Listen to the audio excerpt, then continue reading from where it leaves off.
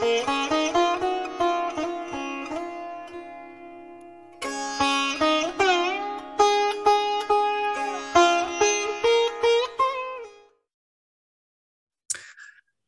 everyone, and welcome once again to White Lotus of Light conversational series. This is part 2 of my conversation with Phillip Jiminez, and we're talking about, in part 1, we talked a lot about Mongolia, where Phillip is, and his passion for international law, and then we started to talk about Comte St Germain, and then we talked some about like various different political events, especially in the 1700s. And so be sure you go back and watch that. But this episode should stand on its own. And Phillip's going to tell us a bit more about what he's discovered through researching Comte St Germain. And so, Phillip, please tell us more about this mysterious and magical figure of Comte St Germain. You don't need to repeat what you said in part 1. It's, you know, whatever you want to say that's deeper about this guy. Oh, great. Yeah. Well, I could say that when I started researching St Germain, I sort of did it as a self-development project. I sort of had this feeling that if I researched St Germain, that it would help me personally, that I would evolve in the process. And I was just curious. It was like a thought experiment, and I wanted to sort of track it and see, to explore the idea that a life is a vibratory entity, and to connect with the essence of that life would be transforming inevitably. And of course, when you begin, when you start researching St Germain, you hear all these incredible things. He could repair diamonds. He could take 2 diamonds and mesh them together into one giant diamond. He could change silver into gold. These kinds of claims that he was immortal, that he could be in 2 places at once, that he could walk, he could teleport. You know, you hear these kinds of things. And I, of course, am skeptical of those things. I don't believe it is possible. Frankly, I don't believe it's possible to change silver into gold. I don't think it requires a level of energy that we simply don't have. I'm open. If anyone can prove to me that I'm wrong, I'm more than willing. You know, Madame Blavatsky said, "Oh, we just have so many examples of it. How can anyone disbelieve this?" But that's just a claim. That's just another claim. That's just something I heard her say. I need evidence. On a more mundane level, you know, people did say he did eat, that he ate the white meat of chicken. And that his diet was a little bit broader than what many people say. Some people say he didn't eat at all, or he had this tea, this mixture that he would create when he would come to dinner. But people would say when he would come to dinner, sometimes he would not eat, or he would eat something he specially prepared. I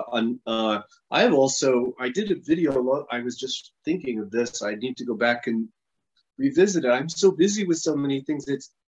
I need to go back and watch my own videos. But you know about Monatomic Gold? Yeah, I've heard a little bit about this. Some people say it's also another name for shoe bread and or manna. Right. Yes. Please, I've heard of it, but please tell the viewers about it. You know, it's a powder. It's a very fine white powder. It seems to exist in a kind of exists almost in a kind of quantum state. It has very strange ways of materializing. I also heard, we talked in the last episode about this chamber inside of this mountain in Romania. Oh yeah. Yeah, the journalist who was allowed to go there with the head of intelligence, it's called Department Zero, the most secret Romanian intelligence allowed this journalist to come and observe some of it, and he was only allowed to report some of what he saw. He said there were receptacles, there were chambers, or stone receptacles that were filled with monatomic gold. Wow. Yeah. Certainly, it's connected with the story of the myth of Moses, and it has some very interesting properties. And some people said maybe that was one of the things that Saint Germain availed himself of in order to maintain this perennial youthful quality. That was something I could watch that and get back to you. There's a story that he was at a party, and I think it was also in Venice. There was a young adolescent girl playing the piano, very accomplished musician. And after she played and they had dinner, he said to her, "Hey, if you like, I can freeze you at any age you want. You want to be 19 forever? I could arrange that." Wow. And she kind of, I think from the account she kind of thought he was joking or didn't quite take him seriously. But people said he was completely in earnest in offering her this chance. On the other hand, there was a book by David Pratt that I go into where he describes a more human Saint Germain who, toward the end of what we know of his life, in the historical sense of 1784, when he has this so-called death, which is very suspicious. It really smacks of that he faked his death for whatever political reasons, to go into hiding or whatever. But he describes a Saint Germain who actually does look older, who does have some physical infirmities, who is not this kind of demigod that other people describe. So I recommend that book, the David Pratt. I go into it. I read from that. I apologize for being a little bit disorganized, but for me it was. I actually had made these videos kind of for my own research, and I thought, nobody's really going to see this. No one's going to care about what I'm doing. I'm talking to myself, But I'd really like to get to the bottom of some things. I'd like to get to the bottom of, was he present at the signing of the Declaration of Independence? People were shaking in their boots. They knew if they signed this, they were going to bring down the wrath of the British Empire, and they certainly did. I'd like to remind people that we almost lost that revolution. If it hadn't been for the French, if the French hadn't stepped in on our side, we certainly would have lost. I heard also that the Tsar put Russian ships in ports. God, was it in? Maybe that was the Civil War, actually. Maybe it was the Civil War that happened. And they said not to intervene in it. Maybe that was Russia. Yeah, they sent ships to New York Harbor and San Francisco because by that time, France was over on the side of the British by the time of the Civil War. And they were threatening to enter the Civil War on the side to fight for the South. Yeah, that's right. Russia was like, you're going to have a world war if you attempt something like that. Yeah. And so the British... that's fleet, right, it was... Yeah, the British... But, and that's one of those things that they never taught us in school. Right. And like you said, getting back to your point, and I'm sorry that I jumped in with the incorrect point, no less, but the French intervening, the French Navy intervened to a massive degree. Otherwise, probably the founding fathers would have lost the Revolutionary War if not for the intervention of the French. And please continue. Mm-hmm. So, the French monarchy at that time, they had been touched by and influenced by Saint Germain. So they gave huge amounts of money to the and other support. And Saint Germain might have had some hand in influencing that. And,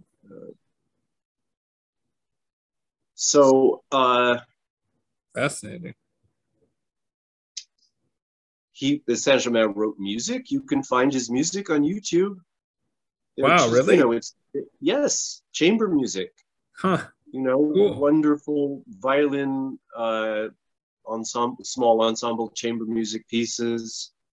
He wrote several songs in English, although I understand that his English was not that good, that he spoke like 13 languages fluently, but his English was not that good.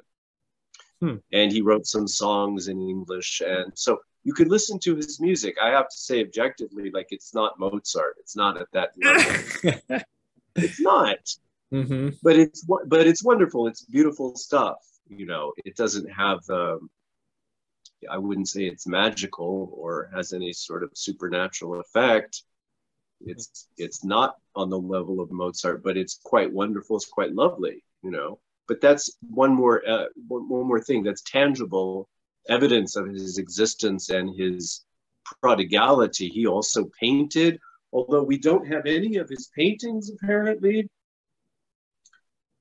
He apparently had secrets as to mixing paints and creating paints and pigments that had a special kind of depth and power that a lot of painters, the painters who met him were very grateful for some of the tips that he was able to give them about mixing paints, the secrets that he had. So we have this man who was a painter, a musician, played the violin professionally. When he was in England, that was what he was known publicly, mostly through his music. So you get the sense of someone who had all of these talents and used these talents to kind of interface with the public, hiding his identity as essentially a monarch, a sovereign being, a prince of unlimited wealth, but not being able to come to be forthcoming about that. And then I'm sure for 2 generations, this urge to break from the empire, to assert your sovereign independence, being thwarted, this kind of, to me, this is my thesis, that this resulted in him saying, you know, I want to bring this notion of peace or freedom to the world and have a revolutionary impact throughout the world. There's also stories about him having a hand in putting Catherine the Great on the throne. Although I have to say, I really need to look into that. I know very little about that. I'm very interested. He apparently had a Russian general's uniform. He spoke Russian and knew Catherine the Great personally, and was an actual Russian general who engaged in combat and led forces to put Catherine the Great on the throne. He was a general at one point, you said? Yes. Wow. He was a Russian general. Wow. It was Soltykov or something. He had one of his pseudonyms. He had many pseudonyms. And one of them was a Russian general pseudonym that he used. She called him Count Well Done. And I think, you know, like Russians say, when you perform on stage or you do something well, they say, "Молодец, молодец," you know, and I think that's like well done, like well done. Yeah. And I wonder if, you know, through his talent and his verve and his daring and his just sheer genius, that she wasn't Russian really, but to me it sounds like there's some parallel with that Russian expression. Russians say to congratulate you or to acknowledge that you've done something really brilliantly. They'll say "молодец," and it sounds like well done. That's fantastic. Yeah. Huh. Wow. What an amazing figure. And so tell us more about like the spiritual, mystical aspect of Comte St Germain.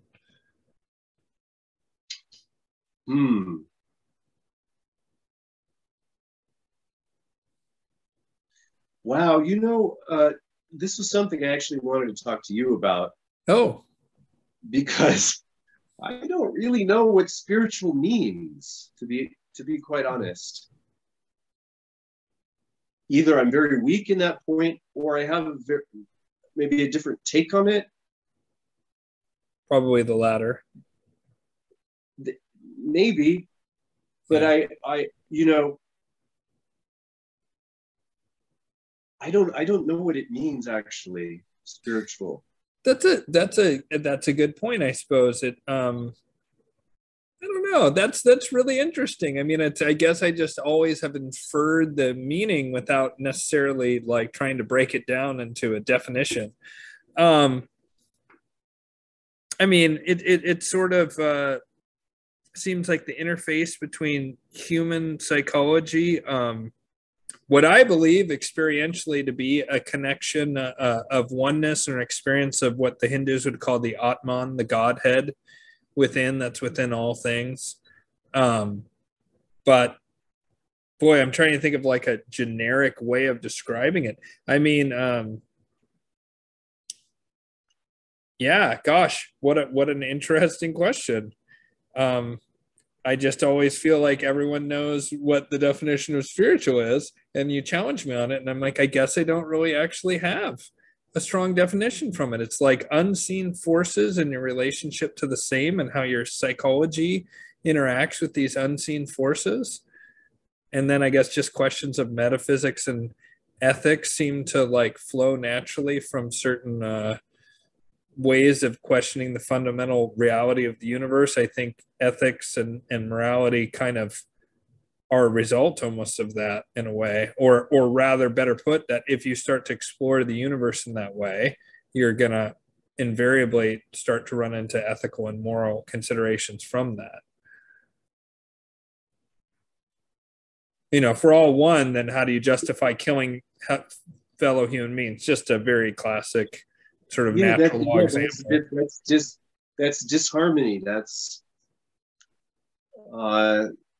in Justinian, the laws of Justinian, the Justinian Institutes, he writes about how natural law is present in animals.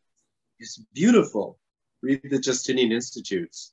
And we often think of law as being this advanced, kind of this human creation, a high point of human awareness. But he's saying animals know what's right and wrong. His stories about tigers, when hunters try to kill the tigers, they register this wound and they want revenge. And there's stories about tigers tracking down the hunters that tried to kill them and killing them, getting their revenge. Animals know when they're slighted. They have very keen awareness of basic principles of justice. That's interesting. They really do. Like they they show the rat, they show how the rat freed the other rat and would split food with the trapped rat and split water with it and make sure it survived. And meanwhile, the horrible humans are caging the rats to to test this, whether or not the rats would act compassionately, and were astonished by how compassionate these lab rats were for their fellow rat, and would give them food and water and so forth, to this other rat that was trapped, and one rat was free and could bring food and water to the trapped rat. And that seems absolutely clearly true. And I'm also thinking about a funny video where this woman has some like a Shih Tzu or some kind of like aggressive small dog, which maybe, I don't know if a Shih Tzu is aggressive, but that's what came to mind. But some kind of small, just kind of looking dog. But she goes, "Hey, so-and-so, hey, princess, you ready for your food?" And she drops in a single kibble, and the dog looks at it, and then it looks up very slowly at her, and then it's like, rah, rah, rah, rah, and gets like super angry. Oh, yeah.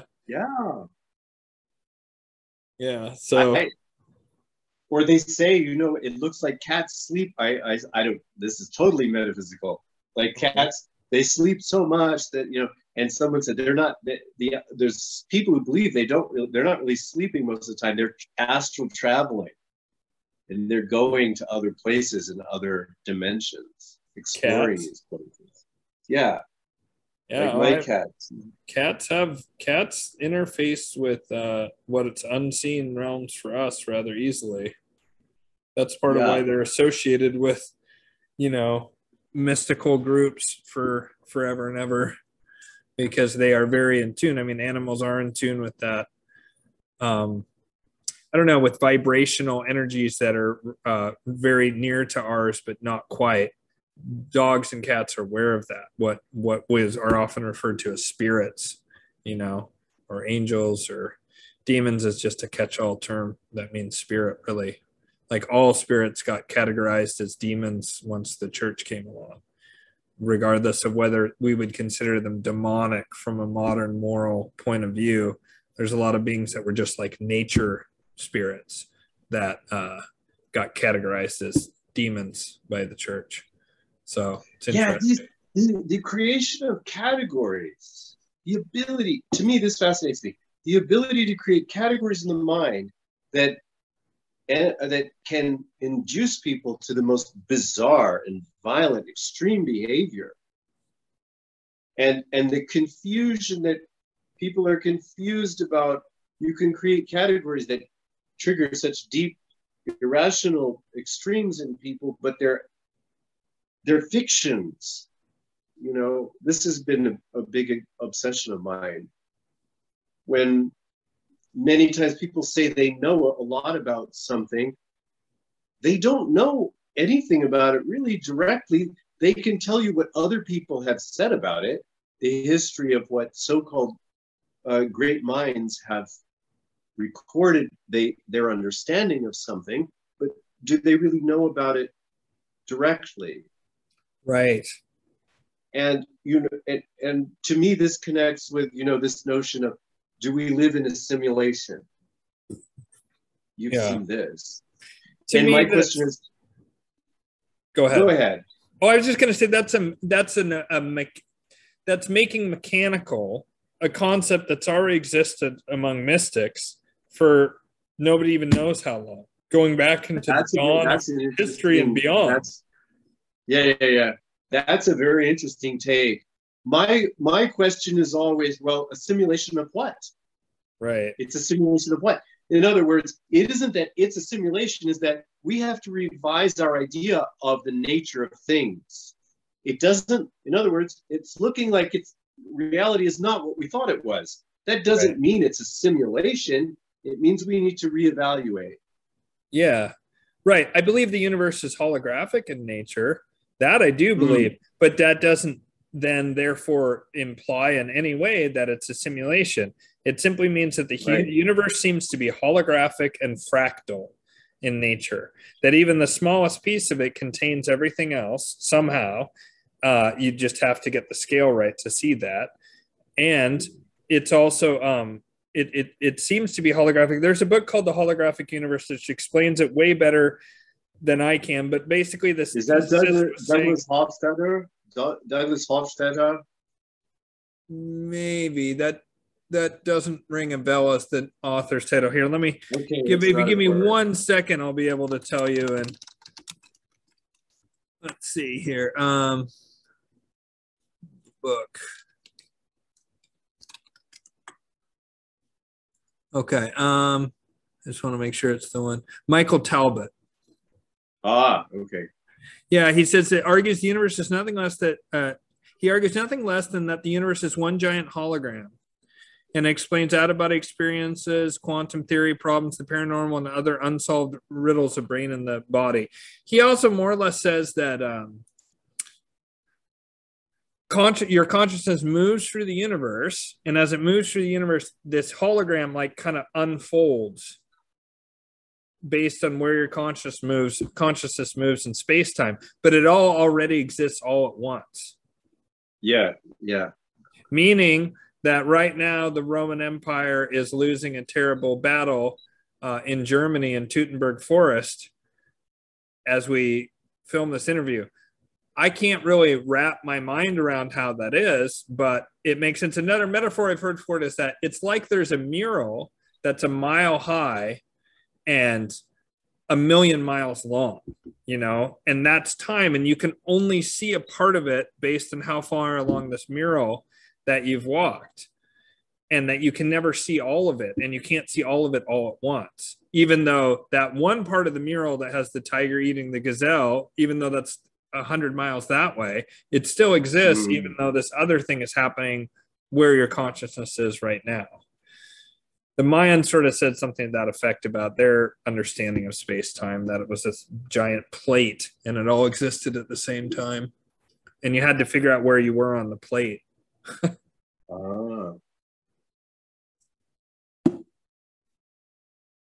Yeah. And I suppose that, you know, when people talk about the quantum plane, they're talking about transcending time and space, that we exist in all places at all times.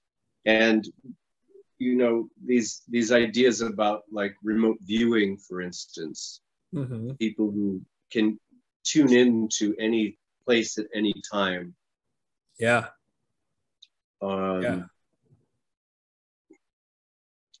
We have a notion in Mongolia. I have to, like, I'll be honest with you. I used to be a Christian. And I came to Mongolia and I went to the Gobi Desert, and it was in summer and it was clear sky. And at night, the heavens opened up. It was so shocking. I had never seen so many stars in my life. And I thought, some son of a carpenter got nailed to a cross in the Middle East. Who cares? I mean, I know this sounds sacrilegious, but I saw something so much vaster. And the notion of God in the West, I saw something in Mongolia, we have it's called Tenger.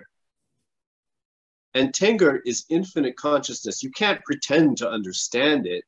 You can't say God said this, God said that. If Tenger said this, people would just laugh at you. You know, you can't pretend to know like that he would say anything. He's on an infinite level. He doesn't need to say things. You know, there was just it was like, I guess when the Hubble telescope was able to see through the Milky Way, it was like that. It was like that for me.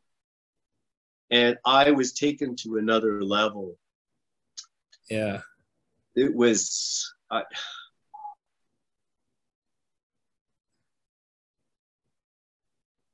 Yeah. It's interesting about saying that, because I've actually said for years now that sometimes I think light pollution is almost the worst pollution. And I think it's a big part of why there's so many atheists today. I don't think you can look up at the sky of our ancestors, which is more or less what you were seeing there in the Gobi Desert, where there's almost no light pollution. You were seeing the skies as our ancestors saw it. And basically all our ancestors believed in God in some form or another.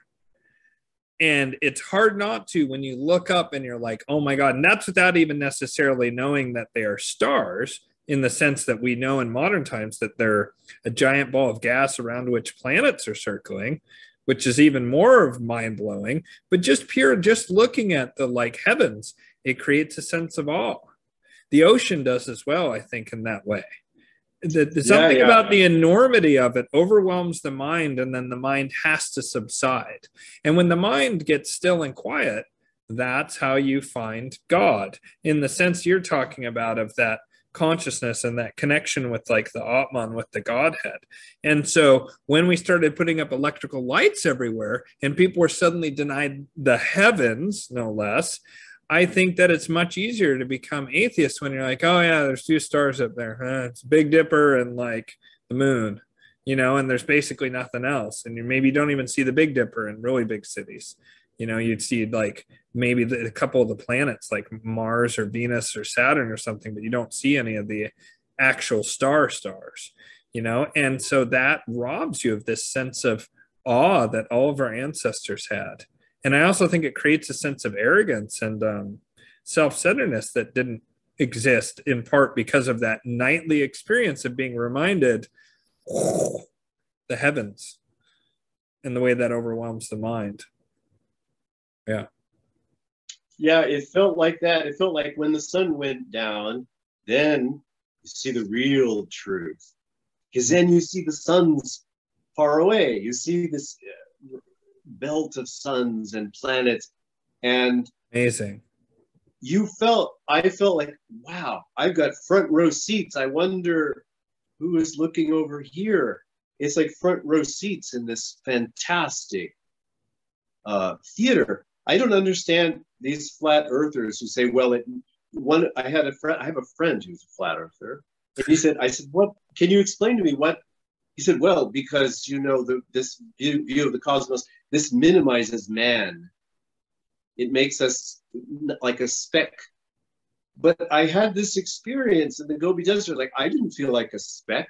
Yes, I knew on the physical plane it constituted an infinitesimally small quantity, but I was beholding something that didn't make me feel diminished in any way. Oh, that makes you feel connected. And yeah, it was, it completely, I mean, completely blasted my mind. And then what you said about the ocean, you know, I grew up, when I was a kid, I was very weakly and very skinny, and I had no physical daring and very scared. And I gradually developed athleticism as a result of running, realizing that I needed to have some kind of exercise. I needed to have some physical, you know, I recognized that. I said, I need to do something to be physically strong. I had the feeling this is important. And I started running, but I was always afraid of the ocean. I had it was like a phobia to even think about it. But 2 nights ago, I had this dream, I'll tell you very quickly. And it may have to do with what, you know, the idea of ending our chat on a high note, because originally I was born in Utah, but I grew up in Northern California. So in the dream, I was on the beach somewhere. It was like the San Francisco Bay Area, but it was completely configured differently. And I was standing on the beach somewhere, and I looked across the bay, and I could see a city in the distance. And I said, I'm going to swim there. And I was swimming incredibly fast. I had no fear. And I made it across to this city. And I was wearing my swimming trunks. I walked onto the beach, into the city, and I was feeling this kind of truculence.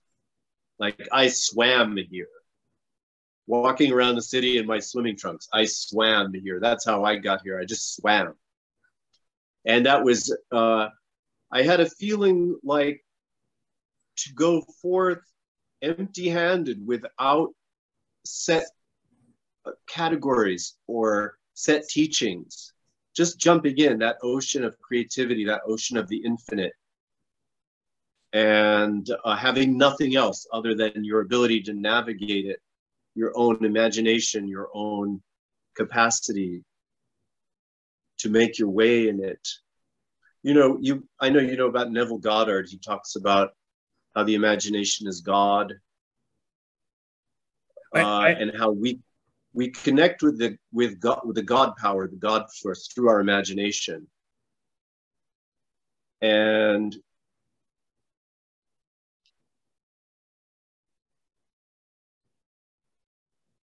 I've been doing that in my meditation mostly. I wake up an hour early. I wake up at 4:30. I use my imagination to get myself in the state that I would like to be in, and I practice this. And it's all purely just, it's like the ocean. I'm just interacting with this thing, this infinite thing, consciousness, which is infinite. And I begin to see my personality as just a distillation of the infinite. And it's subject to infinite variety of change. You know, it's like the tiny person in the ocean. And when we think of our personalities, this is subject to change. We can be anything. We are infinite. So. Wow. Yeah, it's true. It's true. And, you know, I actually am starting to fade because it's 1:30 a.m. here. Yeah. And I would like to, though, before we started this video, we actually had a pretty good conversation. I went off on a little rant that I didn't want to record, so it's glad I wasn't recording, but miss this beautiful thing that Philip said. And I often ask my guests when I'm winding up the show, what can they leave the audience with that they can take out? And, you know, right now, I'm sure you would agree, it's a very challenging time for a lot of people. And, you know, it seems like the forces arrayed against like the regular people, the good people, or whatever, are insurmountable at times. I don't believe that. I actually know in the depths of my being, and spirits have told me, angels have told me, etc., that things will be getting better. There's going to be a lot of challenges before they get better in the short term. The next 3 or so years are going to be very challenging indeed, it seems, and even really the next 8 years. And then things will start to ease up a bit after that. But I think there's real opportunity, and I have like real certainty that somehow things are going to work out. That doesn't mean, by the way, viewer, that therefore you should be complacent. But what it seems to me, and I think Philip and I agree on this, that there's a inner work that can be done. And Philip talked about this with me off camera before I started part 2. And Philip, what would you say that people can do, like when confronted with things like we talked about Tavistock and the first part, that nasty psychological warfare group that they have there? Right, right. And so that being, you were using that actually as a bouncing off or starting place when we're off camera. You were saying that there's an antidote to that, and that just general behavior of malevolence and manipulation. Yeah, I mean, I've thought this over very deeply. I put most of my time into this. If you try to confront, as I said, you try to confront it head on, you will lose. If you try to tell people, hey, wake up, it's Tavistock, man, blah, blah, blah. It's not going to work. Wake up, sheeple! Yeah, this kind of thing is not going to work. But I believe that we can all raise our vibrational level, and there's no limit to the power that we can access. If you raise your vibrational level, or you encourage others to raise their vibrational level, they're going to be less susceptible to the programming, because their vibrational level is going to be so high, they will just instinctively reject a lot of it.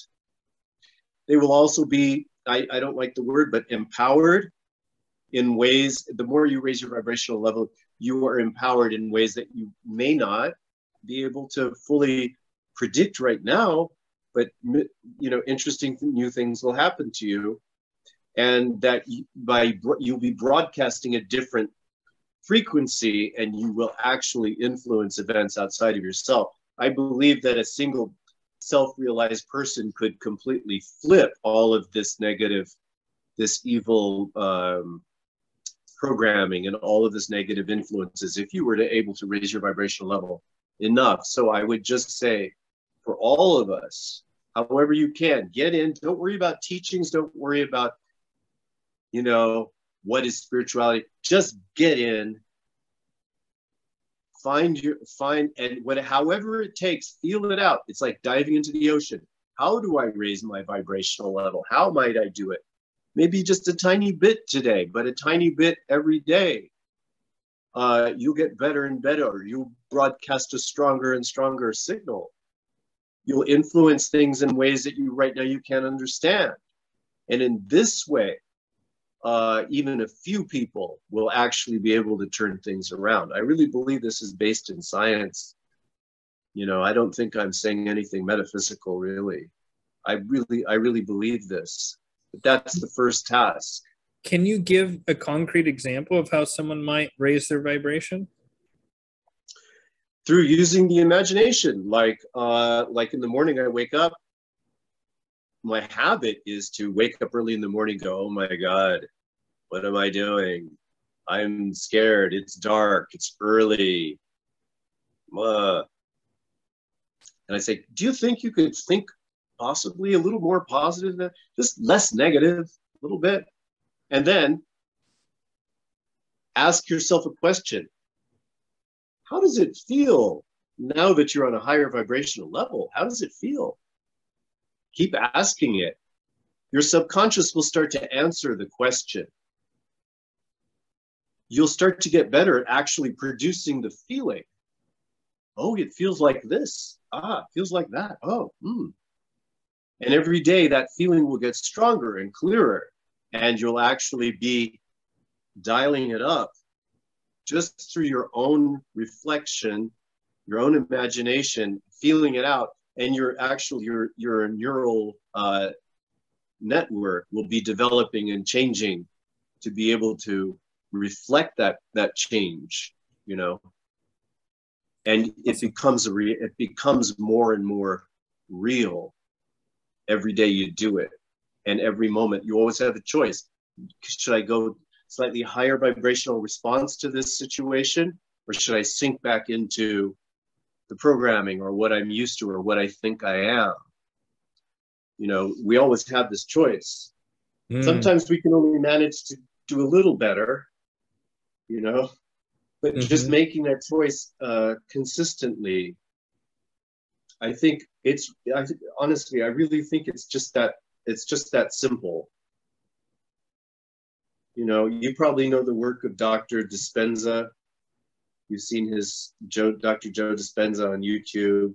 How neuroscience is beginning to catch up to and be able to quantify the kinds of things that mystics have been talking about.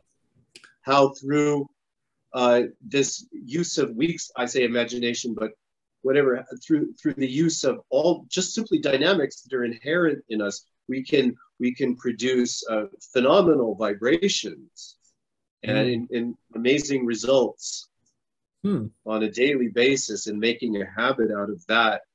And then I think like what we're doing right now, you know, like I have so much admiration for you and your knowledge and what you're doing. Oh, thank you. That's really kind of you to say. No, it's absolutely true. I'm very great. This is interesting. It feels like, you know, they say once you start raising your vibrational level, things will start to happen to you that might surprise you a little bit. And I think like connecting with you and ending up making this video is a result of that. Me raising my vibrational level has attracted this situation.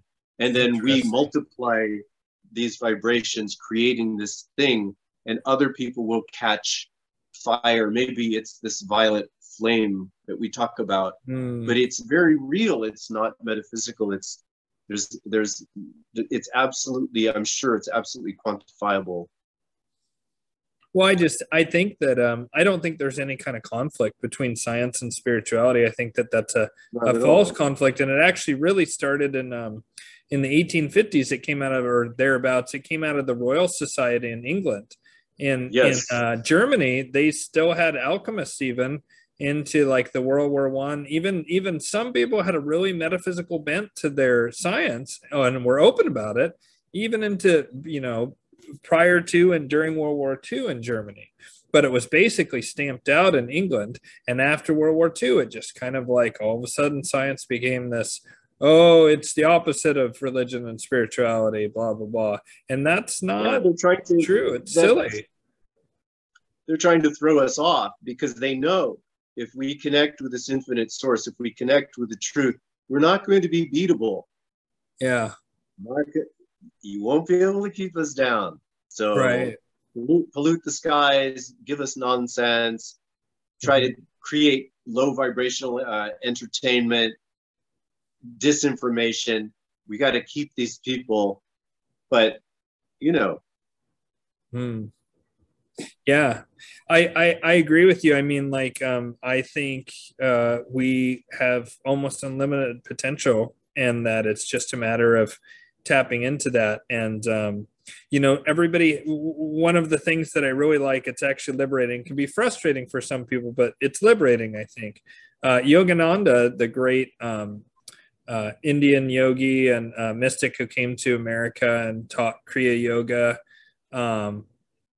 he went once to see Ramana Maharshi, the great sage of Arunachala in India, who I consider to be, I was looking to see if I had his picture handy, who I consider to be probably one of the greatest, mystics and spiritual teachers of the past, like 150 years or so. And even Yogananda went to him to see him. You know, Gandhi went to see Ramana Maharshi. And Yogananda said, I have Kriya Yoga, and it's been brought down through this mystical Himalayan tradition through Sri Yukteswar and his teacher, I talked about him in the first episode. I'm blanking on his name all of a sudden. A Lahiri Mahayasa, like this mystical tradition that's come down through me of Kriya Yoga. It can liberate anyone. Anyone can become enlightened. It's the path for everyone. And Ramana, and like, is that, is that true? Can you give me like your stamp of approval that that is correct, that Kriya Yoga will work for everyone? And Ramana Maharshi said, no, I wish that was true, but everyone has their own journey.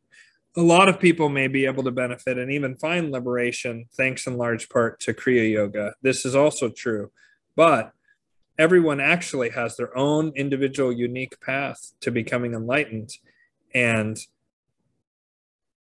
you cannot create some kind of system that works for everyone. And so I would just say to people that keep trying things until you find something that works. Yeah. If you're dissatisfied with whatever religious or spiritual or what have you kind of thing that's helping you tap into that source within you, right? That direct connection to God. If you can't, if you're not finding satisfaction in the things you tried, try new things or try to figure out your own way, even, because ultimately it is going to be your own way. And so I agree with Philip that this is an amazing time to be alive. It's also a scary time to be alive, but that's part of what makes it amazing. I mean, you actually feel really alive with these kind of mega changes that are underway, especially these last couple of years. Yes, it's scary. And yes, there's bad, nasty folks who are manipulative, but they will fail, and not because of inaction, but because we all do this kind of inner work that Philip was talking about. If you really do that and find your own way, that's what's going to change things. And that's what's going to give you the clarity and, the presence to make the kind of decisions you need to make in order to get through the challenges, which will be many over the next few years, to get to where we start taking this civilization in a new direction, in that upswing from the Kali Yugas up into the Dwarpa Yuga that I talk about so often, because as a Vedic astrologer, it's a very useful frame. And if you haven't watched my video on the Yugas, I have it on the channel, and you can watch that, and hopefully it'll give you some hope, because we are coming to the tail end of the ascending Kali Yuga. And when that ends, things are going to change in a massive, massive way. How? Well, I don't exactly know, but it's going to be because people are doing stuff like what Philip is talking about, that diving into your own internal ocean and making this these kind of changes within yourself. And everybody has something different, and everyone has different needs. There's a famous and I believe enlightened teacher named Nisargadatta Maharaj, one of my very favorite spiritual teachers, and teaches Advaita Vedanta, the non-dual Hindu path that I really resonate with a lot. And he smoked beady cigarettes, and people would ask him, well, why do you smoke that? And he'd be like, oh, it's just an addiction of the body. It doesn't matter.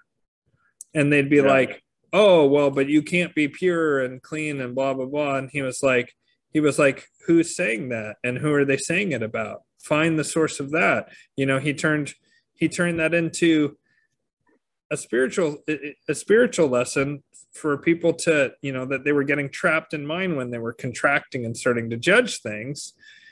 You're contracted and you're not in that present moment awareness. Yeah. Which my prior guest, I just put up the video, which was, our video is being recorded today and will be released next week. But today for me, I put up the video with that I just did with the show with Paul Tisdale, and he does Kabbalah and all this other stuff, and is self-taught, and he really talked about that present moment, just getting into that present moment, that just right now, that's all there really is. And it's very magical in that moment. It brings that spice back to life, that freshness, instead of life gets really dry and boring and weird when you are stuck in your mind all the time, So did you have any parting thought, Philip, before we sign off here? Yeah, just one quick thing. Yeah. Sometimes we feel we need to quickly grasp for an answer for things. We need to find a formula or an answer. And sometimes just say, no, I'm just going to be with it. I'm just going to be with it and find it's like what you were just saying, trust your inner infinite. That's it. Yeah. Yeah. The suck. So I look forward to future conversations as because this is all about development, and as we get closer to the truths, the deeper truths, and we had a lot of questions over this video and the last, and as we continue to drill down and share, this is development, and we want to share this with people. Yeah, absolutely. And by the way, on that point, if you want to help me to have awesome guests like Philip, if you can just hit that like and subscribe. And if you've gotten this far, then gosh, I think you want to anyway. Maybe you already have. And so on that note, just remember, like, we all have our own paths, and we all have to free ourselves from all those lower feelings, the guilt, the shame, the anger, hatred, all those kind of things that hold us back from our true potential. And as we work through that, the grief and all the things we're feeling, you start to get more liberated from that over time. Pushing it away or suppressing it is not the answer. Working through those feelings, and then when you're able to, doing that deeper dive, even once the mind is still, and as the Buddhists would say, the muddy water has cleared and it's now nice and clear. And from that space, that's where you can start to tap into the energies Philip is talking about. Yeah, well, it's so wonderful. So wonderful. Yeah. Well, thank you so much for your time, Philip. I super appreciate it. And I will definitely have you on again in the future. And with that, I'll say goodbye. Thanks so much for watching. Thank you, everybody. Thank you, Ian. Fantastic. Yeah, you're fantastic. Welcome. Oh, thank you. Yeah.